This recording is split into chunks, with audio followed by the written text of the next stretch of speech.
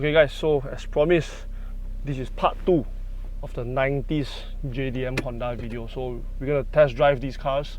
We're going to start off with the Civic EF. Alright, so this car has got no power steering and no aircon. See, some B series. Okay, but once you get off, it's okay already, you know. So we're not going to whack these cars, we're just going to talk a little bit about the vibe of driving these cars. Right off the bat, very, very responsive. Bone stock B series, but very responsive. Seating position is low, as you would expect in a 90s JDM car.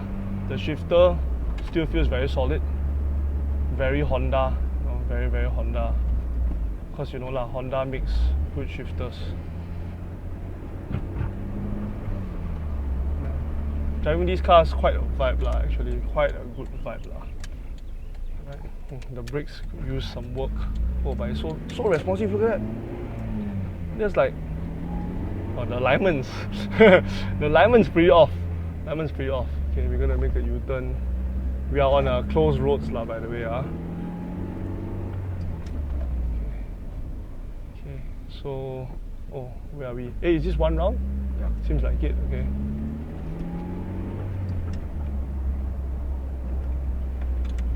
So cool. You sit so closely to everything, the signals, the gear shifter, the controls.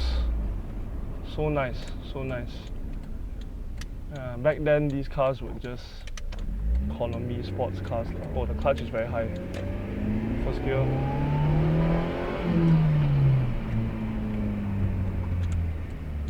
Very cool, very, very cool.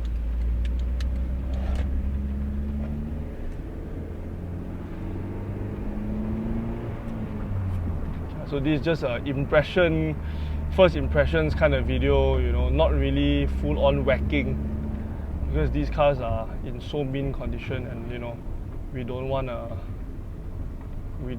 beat on them Alright. So we just want to see the differences between driving all these cars back to back. Alright. Oh, okay. Oh, see, no power steering. Once you are stationary, it gets super, super heavy. But once you are on it, it just goes. And to be honest, right, oh, gotta rev it up. Okay. And to be honest, right, once you get on it, it's so light, and it feels so good. You know, it's so direct. Maybe that's why some people like to delete their power steering. On top of that, the main purpose is making more power Right. But this car has got no AC. No AC, because in the UK it's always cold, right? But since we're in Malaysia, can't do without it Can't do without it.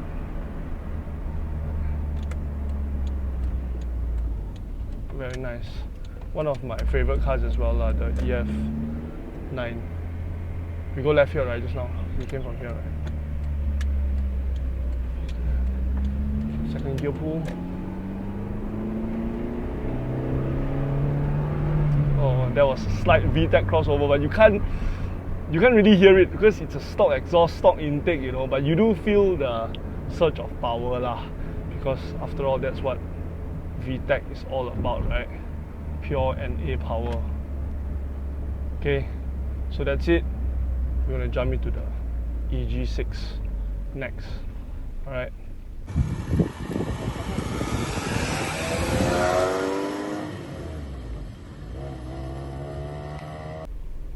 Okay, one generation newer, we got the EG6, which is also one of my favorite cars Right, so the interior is obviously a lot more modern. You sit as low as you do in the EF, but everything just feels bigger.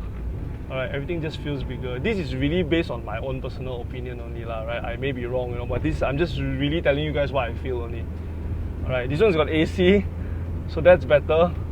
I think we should have left the sunroof open. It's kind of giving it some heat right now. But this is on coilovers, so a little bit stiffer. But still, this is not my first time driving an EG hatch, but most of them that I've driven are either stripped out with loud exhaust and super stiff suspension. So this car feels so comfortable. And I think the seats feel better than that one. A lot more comfortable, the seats. Right. This is like and the clutch is also at a good position. But this one has been tuned so the owner told me, you know, it's been re-chipped, and there's a little bit of knocking down low, a little bit of knocking. And just now when we hit VTEC, right, on the way here there was a blow of white smoke, so that's a bit worrying, right? I'm not sure if this car is original miles, but it's 104,000 clock. The aircon not very cold also, almost non-existent. The gear shifter feels about the same, right?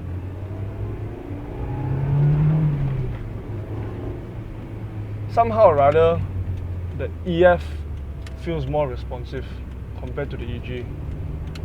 I'm going to give it some second gear just a little bit. Yeah, that one definitely feels a lot more responsive. But really, driving a stock Honda like that, hearing that VTEC open is something that you don't really get used to because it's so quiet.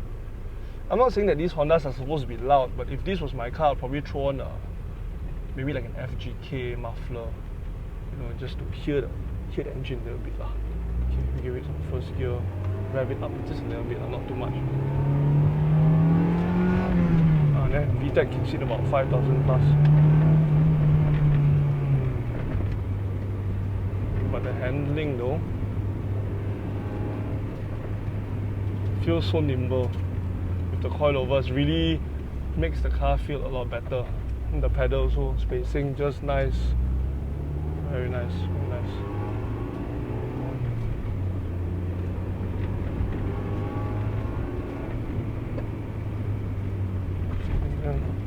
Ooh. Okay, that's enough. EG6, always a very fun car. Always a very fun car. This is my first time driving the original one as well. JDM EG, I think I like this one better. I think I like this one better. Even for slow speed driving, it drives so nice. That's one thing nice about this kind of stock cars. Just mild modifications, coilovers, better brakes, maybe an exhaust system, It transforms the car but also keeps that originality and that drivability of these cars, Because once you start stripping them out, you start putting crazy exhaust, it gets a little bit rowdy, it gets very Osaka JDM, very Kanjo feel, but two different things. I really like how this car feels, to be honest, and the way it looks is just so beautiful. Okay?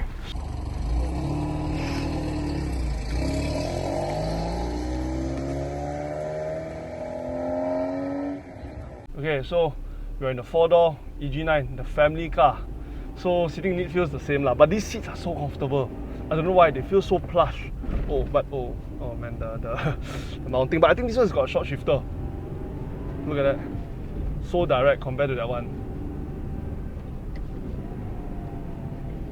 But this one, the brakes are a bit dangerous, so I can feel the car pulling. So not exactly in the best condition. But to be fair, still very comfortable. Oh yeah. The brakes are no brakes, very dangerous. Yeah, very dangerous. Oh man, the stock exhaust note so empty.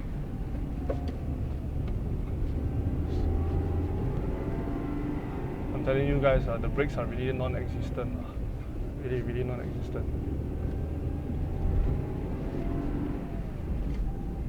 But what a good size. Pump it a bit. Okay, we got it. Okay. This one needs some work.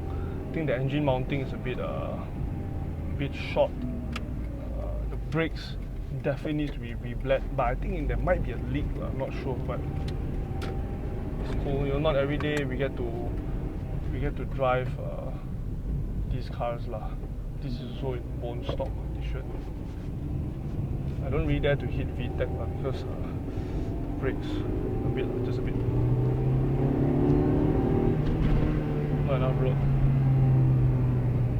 Yeah, let's get the idea lah.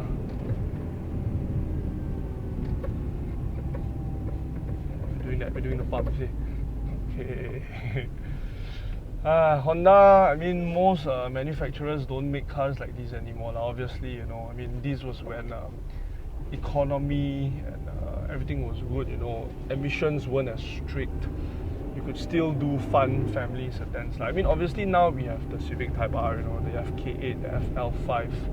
But this was something that is in between, you know, not a full-on Type R. I mean, obviously the EGs didn't get the Type R, so the SIR was the top of the line, but very cool. I know the top of the line cars in 94, 95 only at 160 horsepower, you know, for 1.6 NA. Nowadays, a base spec Honda Civic will get you 180 horsepower with a turbocharged engine, but you can't really compare them side by side because it just doesn't feel the same, like, you know. This car feels so nimble, the perfect size.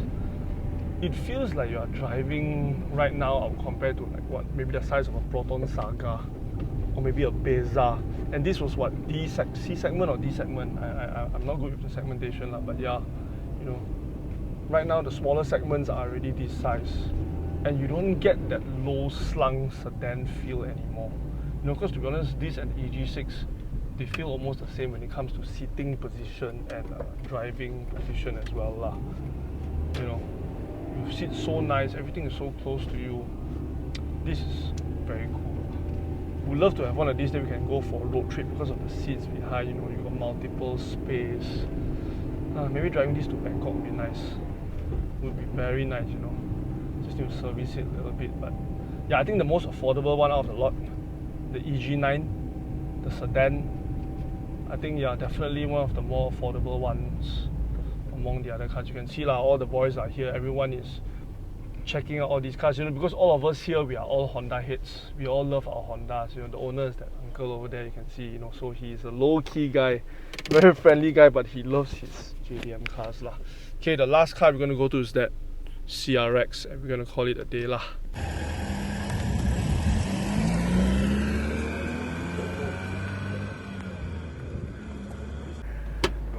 Okay, our final car for this video is going to be this CRX, alright. So the seating position is the lowest of all, and the dashboard is so cool because it's angled towards you, right? So it's like that Supra A80 feeling. Oh, but this car is responsive. See, somehow the EFs and the CRX so responsive. Maybe it's the ratio. Maybe it's the ratio. Not too sure what exactly the ratio is, but this car smells proper old, guys. Honestly, the aircon non-existent as well. Non-existent as well. It smells like it's got some mold. It smells like it's got some mold in the car. Oh, but the brakes are good. Oh, the brakes are good. Okay, okay. Oh. The car, the idle went like to 500 for a while. Not sure why.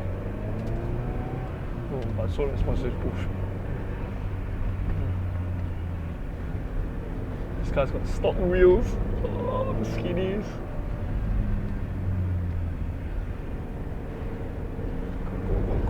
Go.